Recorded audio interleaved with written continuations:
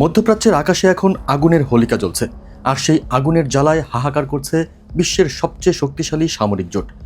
কয়েক বছর আগেও যে ইরানকে কোণঠাসা করে ফেলা হয়েছিল, আজ সেই ইরানই হয়ে উঠেছে মধ্যপ্রাচ্যের নতুন ভয়ঙ্কর সামরিক শক্তি। একের পর এক সাফল্য আর নিখুঁত আঘাতের মুখে মার্কিন ইসরায়েলি প্রতিরক্ষা ব্যবস্থা যেন ঘোলা পানি খাচ্ছে। প্রতিটি আঘাত এতটাই নিখুঁত, এতটাই ভয়াবহ যে বিশ্বের সামরিক বিশেষজ্ঞরা হতবাক হয়ে একই প্রশ্ন করছেন, এই অকল্পনীয় শক্তি আর চোখের পলকে নিখুঁত নিশানা নির্ণয়ের চাবিকাঠি ইরান পেল কোথায়? উত্তরটা কিন্তু ইরানের কোনো গোপন মজুতে নয়, উত্তরটা লুকিয়ে আছে মহাকাশের গভীরে, পৃথিবীর কয়েক হাজার মাইল উপরে। একটা সময় ছিল যখন ইরানের মিসাইলগুলো ছিল কেবল আতঙ্কের প্রতীক, কিন্তু সেগুলোর নিশানা ছিল অনিশ্চিত। কিন্তু আজ সেই মিসাইলগুলো মনে হয় যেন নিজের মস্তিষ্ক নিয়ে উড়ে যাচ্ছে। যুদ্ধের ময়দানে সরাসরি না থাকলেও পর্দার আড়াল থেকে এক অদৃশ্য শক্তি ইরানের এই জাদুকরী রূপান্তরের পেছনে কাজ করছে। একে বলা যায় একটি কৌশলগত ব্রহ্মাস্ত্র, যা বেইজিং থেকে এসে তেহরানের হাতে তুলে দেওয়া হয়েছে। এই ব্রহ্মাস্ত্রটির নাম হলো বেইদু, চীনের নিজস্ব স্যাটেলাইট নেভিগেশন সিস্টেম। এই প্রযুক্তির ছোঁয়া পেয়ে ইরানের মিসাইল এবং আত্মঘাতী ড্রোনগুলো এখন আগের চেয়ে বহুগুণ বেশি ভয়ঙ্কর এবং নির্ভুল হয়ে উঠেছে। কি আছে এই বেইদুতে যা আমেরিকার তথাকথিত অজেয় প্রতিরক্ষা ব্যবস্থাকে চ্যালেঞ্জ করছে? আসলে রহস্যটা আরও গভীর। বিশ্বের বেশিরভাগ দেশ এতদিন তাদের সামরিক বা বেসামরিক কাজে দিক নির্ণয়ের জন্য আমেরিকার তৈরি জিপিএস বা গ্লোবাল পজিশনিং সিস্টেমের উপর নির্ভরশীল ছিল। এই নির্ভরতা ছিল এক ধরনের চাপা দাসত্ব। কারণটা ভেবেছেন কি? যুদ্ধের ময়দানে আমেরিকা যখন ইচ্ছে করবে, যাকে ইচ্ছে করবে তার জিপিএস সিগন্যাল জ্যাম করে দিতে পারে বা সংযোগ বিচ্ছিন্ন করে দিতে পারে। এর মানে হলো, যদি কেউ আমেরিকার বিরুদ্ধে যুদ্ধ করতে যায় এবং তারা যদি আমেরিকার জিপিএস ব্যবহার করে, তবে তাদের মিসাইলগুলো মুহূর্তের মধ্যে অন্ধ হয়ে যাবে। যুদ্ধের ময়দানে একটি অন্ধ মিসাইল মানেই ধ্বংসের নিশ্চয়তা নয়, বরং নিজের পতনের নিশ্চয়তা।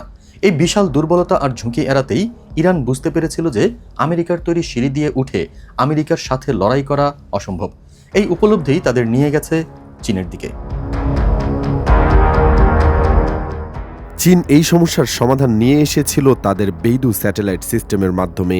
এটা আমেরিকার নিয়ন্ত্রণের বাইরে, সম্পূর্ণ চীনের নিজস্ব তত্ত্বাবধানে পরিচালিত। গত ফেব্রুয়ারিতে ইরান নিজস্ব কিছু কৃত্রিম উপগ্রহ মহাকাশে পাঠিয়েছিল, যা তাদের মহাকাশ গবেষণার একটি বড় পদক্ষেপ বটে। কিন্তু একটি পূর্ণাঙ্গ যুদ্ধের ময়দানে নিখুঁত নেভিগেশনের জন্য মাত্র কয়েকটি স্যাটেলাইট কখনোই যথেষ্ট নয়। এখানেই চীন তাদের বিশাল এবং শক্তিশালী স্যাটেলাইট নেটওয়ার্ক ইরানের কাছে খুলে দিয়েছে। এর ফলে ইরান এখন এক কৌশলগত আপার হ্যান্ড বা বাড়তি সুবিধা পাচ্ছে, যা আগে কল্পনাও করা যেত না। বিশেষ করে দূরপাল্লার ব্যালিস্টিক মিসাইল ও ড্রোন হামলার সময় এই বেইদু স্যাটেলাইটের ডেটা ব্যবহার করে লক্ষ্যবস্তু নির্ধারণ করা হচ্ছে। এটা এমন এক প্রযুক্তি যা আমেরিকান জ্যামারদের ফাঁকি দিয়ে সোজা নিশানায় আঘাত হানতে সক্ষম। মার্কিন প্রযুক্তি যখন সিগন্যাল ব্লক করার চেষ্টা করছে, তখন বেইদু তার নিজস্ব ফ্রিকোয়েন্সিতে কাজ করে যাচ্ছে, ইরানের মিসাইলগুলোকে ঠিক সঠিক গন্তব্যে পৌঁছে দিচ্ছে। বর্তমানে বিশ্বের আকাশে 4টি প্রধান স্যাটেলাইট নেভিগেশন সিস্টেমের রাজত্ব চলছে। একদিকে আছে আমেরিকার জিপিএস, যা দশকের পর দশক ধরে একচ্ছত্র আধিপত্য বজায় রেখেছে। অন্যদিকে আছে রাশিয়ার গ্লোনাস, ইউরোপীয় ইউনিয়ন গ্যালিলিও এবং চীনের বেইদু। এই 4টির মধ্যে ইরান খুব চতুরতার সঙ্গে চীনের বেইদু সিস্টেমকে বেছে নিয়েছে। এর কারণ স্পষ্ট, তারা তাদের সামরিক সক্ষমতাকে আমেরিকান প্রযুক্তির শিকল থেকে পুরোপুরি মুক্ত করতে চেয়েছিল, আর সেই কাজটি তারা সফলভাবে করেছে। ইরানের মিসাইলগুলো এখন আর আমেরিকান মেজাজের ওপর নির্ভরশীল নয়, বরং চীনের প্রযুক্তির ওপর ভরসা করে শত্রুর বুকে আঘাত হানছে।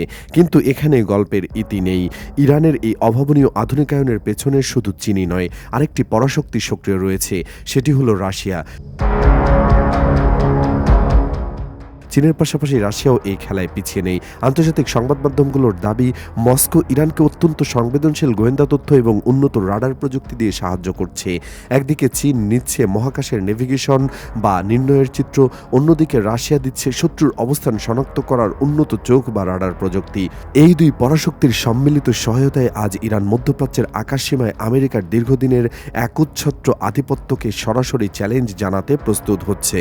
এটা আর সেই পুরনো ইরান নেই যাকে ঘেরাও করে ফেলা যায়। এখনকার ইরান হলো একটি নতুন প্রযুক্তির সমন্বিত যুদ্ধযান।